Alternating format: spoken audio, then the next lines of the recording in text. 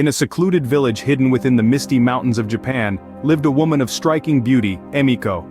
Her porcelain skin, obsidian eyes and the enigmatic aura that surrounded her, made Emiko the talk of the town. Yet beneath her captivating facade she carried a secret so dark it could chill the marrow in your bones. Emiko was no ordinary woman. She bore the curse of the Futakuchi-Onna, a horrifying creature born from the depths of Japanese folklore. By day she was Emiko, the village's bewitching beauty. But when the veil of night descended, a grotesque transformation took over. Hidden beneath her raven tresses, a second mouth sprouted on the back of her head. This monstrous mouth, concealed by her cascading hair, hungered for flesh and whispered chilling commands that only Emiko could hear. These sinister whispers drove her to commit acts that would make your blood run cold. Emiko tried to keep her monstrous nature hidden, but secrets have a way of seeping through the cracks. Whispers began to spread like wildfire across the small village. Tales of livestock vanishing without a trace and villagers disappearing under mysterious circumstances began to circulate. The villagers were gripped by fear, their hearts pounding with each unexplained occurrence. And slowly fingers began to point towards the beautiful, enigmatic Emiko. As the terror in the village grew, one brave soul decided to step forward. Takeshi, a young villager with a heart as brave as his spirit, decided to confront the unsettling mysteries that plagued the village. With nothing more than a lantern and a heart full of courage, he decided to venture into the woods where Emiko resided to uncover the truth. Never did Takeshi imagine what he would find. What secrets would be unveiled? What horrors would he confront? As fear gripped the villagers, one brave soul, Takeshi, decided to uncover the truth. Armed with a lantern and courage, Takeshi ventured into the woods where Emiko resided. The forest, shrouded in a cloak of darkness, seemed to hold its breath as Takeshi stepped into its depths. The whispering wind carried the scent of damp earth and the distant, unsettling hoot of an owl. The trees stood tall and ominous, their gnarled branches reaching out like skeletal hands against the inky blackness. As he trudged deeper into the woods, a sense of foreboding gripped him. The once familiar path twisted into a labyrinth of shadows, each one a silent specter in the dim glow of his lantern. An eerie stillness fell over the forest as if the very heart of the woods was waiting, watching. In the midst of this unsettling silence, a soft, melodic voice broke through. It was a voice that was hauntingly familiar, yet chillingly distant. "Come closer, Takeshi," it whispered, its tone as cold as the frost-kissed air. It was Emiko's voice, luring him deeper into the forest's dark embrace. With each step, the voice grew louder, wrapping around him like a spectral shroud. It guided him through the labyrinth of shadows, pulling him further into the heart of the forest. The air grew colder, the silence more profound, but the voice, that melodic whisper, remained a constant, leading him on. Finally, he stumbled upon a clearing bathed in silver moonlight.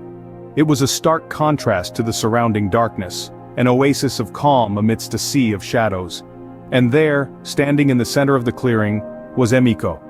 Her hair cascaded over her shoulders, a curtain of darkness that concealed the grotesque secret she harbored. Standing before him in a moonlit clearing was Emiko, her hair concealing the grotesque second mouth. Her eyes, once full of life, now held a chilling emptiness that mirrored the desolate woods. As she turned to face him, the moonlight cast an otherworldly glow on her pale skin, hinting at the horrifying truth Takeshi was about to uncover. Ignoring the unease, Takeshi confronted Emiko about the unsettling occurrences in the village. His voice, though quivering, was filled with a resolute determination. "Emiko," he began, his gaze unwavering, "the villagers speak of missing livestock, of unexplained disappearances. They speak of you." Emiko's smile faltered, her eyes flickering with a hint of trepidation, but she quickly regained her composure, her voice as soft as a summer breeze. "Takeshi," she replied, "I am but a lone woman living in these woods. What harm could I possibly inflict?"